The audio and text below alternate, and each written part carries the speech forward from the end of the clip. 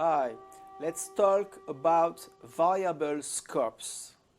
The scope of a variable corresponds to the locations in your code where you can use this variable.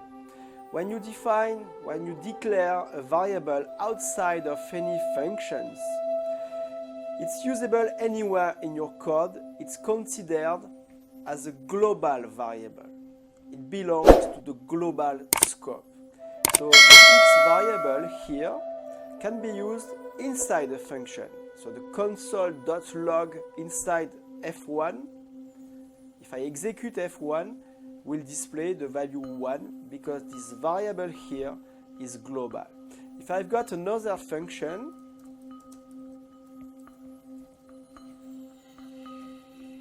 f2, that declares another variable, y, and if I try to display this value from outside of the function, then it does not work. I've got an error. Y is not defined. So you've got local variables and global variables.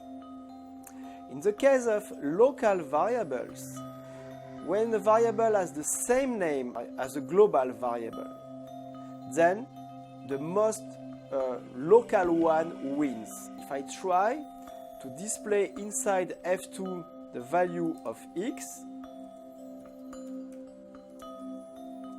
it will be the closest variable, the local one, that will be displayed. If I execute f2, then it will display x equal to, it's the value of the local one that is taken into account, not the value of the global one. We call this masking. The same if I pass a parameter to a function, and if this parameter has the same name as a global variable, then it acts as a local variable, and it's the value of the local parameter that is taken into account. This x here is not the global one, it's the one I passed as a parameter that has the value 10. Okay, so now there are some little variations when I use let instead of var. Okay, let's see some examples. So with JavaScript 6, I can use let instead of var.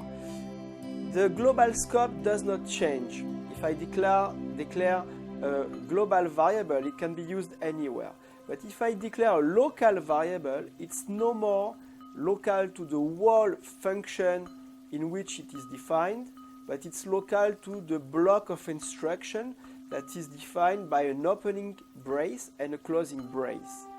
So if I try to use this variable here, that is defined in the block, outside of the block but inside of the function, the name of the value of the variable a here will not be the value of the local variable here, because this one does not exist, it's not usable here. It will be the global variable a that will be used. So this is why the printed value here when I execute f is 1 and not 4. If the variable was named b and if I try to display it, then I've got an error, b is not defined. Remember that if I used var, in that case it works, because var will define a variable local to the whole function, not just to the block of instruction.